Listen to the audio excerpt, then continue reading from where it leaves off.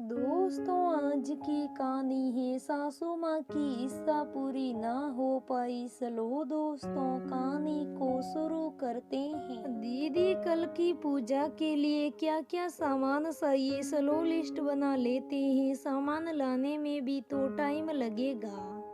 हम लोगों को यहाँ के बारे में ज्यादा कुछ पता भी तो नहीं है, और कल तक तो सब मेहमान भी आ जाएंगे। मेरी देवरानी नीरू मेरे पास आकर बोली, कल हमारी अम्मा जी की बरसी की पूजा है, जिसके लिए हम लोग यहाँ अपने गांव में इकट्ठा हुए हैं। अम्मा जी की अंतिम इच्छा थी कि उनका अंतिम संस्कार उनके गांव में हो, पर ऐसा संभव नहीं हो सका।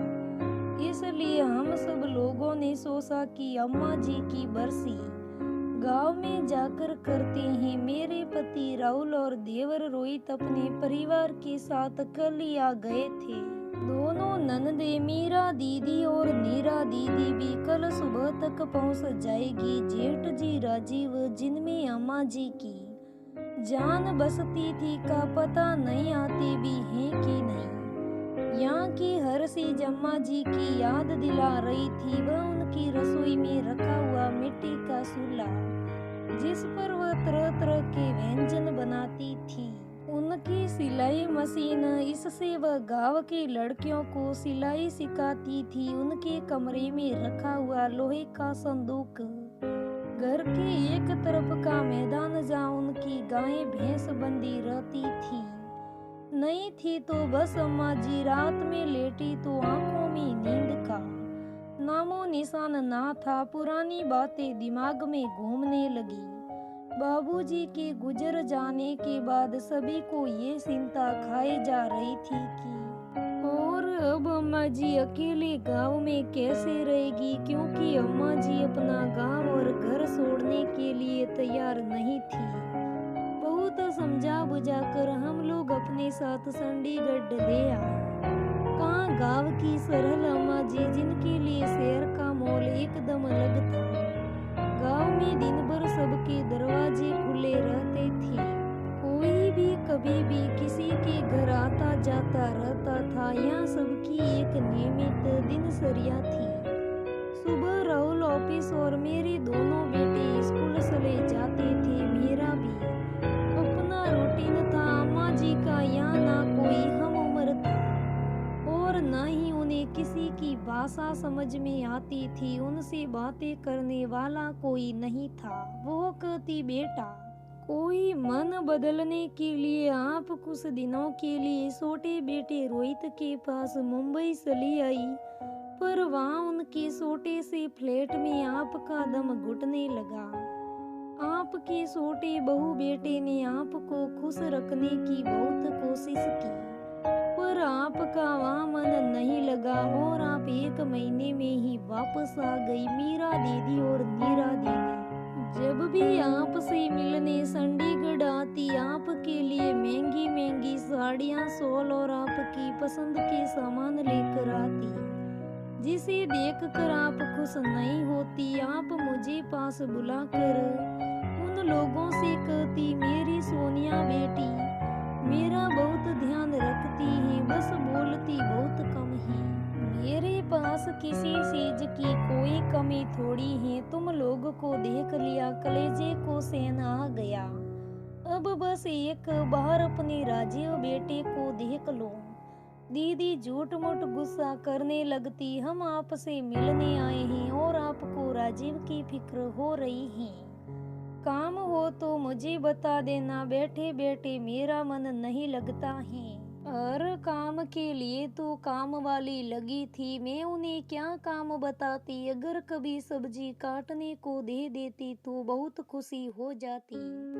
अपने बेटे से जब कहती या मन नहीं लगता है तो वह कह देती, टीवी देख लिया करो। कोई भी घर में आता उससे कहने लगी, बेटा तुम्हें सिलाई सीखनी है, मैं सिखा दूंगी।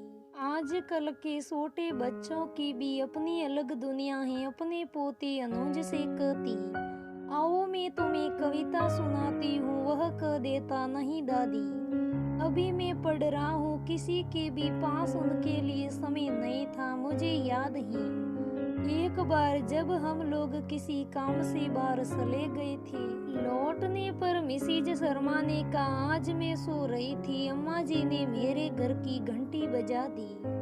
तब आपके बेटे राहुल ने समझाया था, अम्मा जी ये गांव नहीं है, यहाँ दोपहर में सब लोग आराम करते हैं, उस वक्त किसी के घर नहीं जाते हैं। और आप मायूस हो गई थी। अगले दिन राहुल ने आपको नया मोबाइल ला कर दिया कि जब मन ना लगे तो सबसे बात कर लिया करो। आप बहुत खुश हो गई थी, आपने जल्दी जल्दी सब कुछ सीख लिया था। शुरू में तो सब बहुत खुश हुए, पर आप किसी भी वक्त फोन मिला देती थी। कोई अपने ऑफिस में होता था, कोई ड्राइविंग कर रहा होता। धीरे धीरे सब आपके बेवक्त फोन करने से परेशान होने लगे।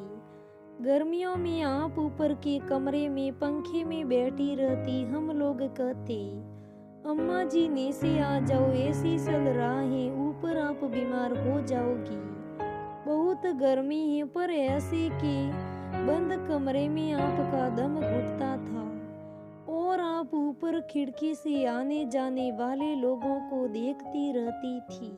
आपके बेटे आपको खुश रखने के लिए शाम को आपकी पसंद की मिठाई लेकर आते, जबरदस्ती आपको खिलाते। उनके साथ थोड़ा सा वक्त बिताकर आप खुश हो जाती। आप उनसे दुनिया भर की बातें करना चाहती थी, लेकिन फिर से वो अपना लैपटॉप लेकर बैठ जाते। आप वापस अपने कमरे में चले जाती। आप जेठ जी को फोन मिलाती, लेकिन वह आपका फोन भी नहीं उठाते। पता नहीं उन्हें क्या हो गया था, जिन्हें आप सबसे ज्यादा प्यार करती थी। वह अपने परिवार के साथ इतना मस्त हो गए थे कि अपनी माँ को ही भूल गए थे। मैंने राहुल को बताया, उन्होंने भी भाई साहब को फोन करने की कोशिश की, पर किसी ने फोन नहीं उठाया। कुछ दिनों से आपकी तबीयत ठीक नहीं लग रही थी। जब भी डॉक्टर के पास जाने को कहते, आप मना कर देती, अरे बेटा बुढ़ापा है, मैं बिल्कुल ठीक हूँ। पर आप ठीक नहीं थी, आप अंदर ही अंदर घुट रही थी, अपनों का समय पाने के लिए तरस रही थी। आपके बच्चे आपकी सुख सुविधा का पूरा ख्याल रख रहे थे, पर वह नहीं समय दे पा रही थी।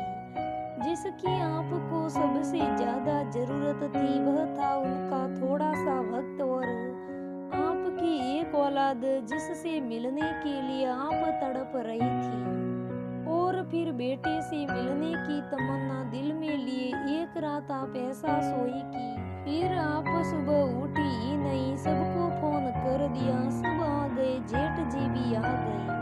काश पहले ही आ जाते तो आप चैन से चली जाती। हम आपके गुनाहगार हैं अम्मा जी, हम आपको खुश नहीं रख पाए। हम समझ नहीं पाए कि एक माँ को बुढ़ापे में बच्चों की दौलत नहीं, उनके प्यार और देखभाल की जरूरत होती है, और समय की सबसे ज्यादा जरूरत होती है। सुबह हो गई, पूरी रात मैंने आंखों में ही गुजार दी। गाँव में सुबह वैसे भी जल्दी हो जाती है, अब उठ जाती हूँ, बहुत सारे काम बाकी हैं। दोस्तों, कहानी से सीख मिलती है कि हमारे बड़े बुजुर्गों को हमारे धन दौलत से प्यार नहीं होता है, हमसे प्यार होता है। इसलिए हो सके तो अपने माँ बाप की सेवा करें और उन्हें थोड़ा टाइम दे, अपना समय दे, जिससे उनकी आत्मा को शांति मिले। दोस्तों, कैसी लगी मेरी कहानी कमेंट करके जरूर बताना। अगर कहानी अच्छी लगे तो लाइक करना, शेयर करना। धन्यवाद दोस्तों, फिर मिलेंगे।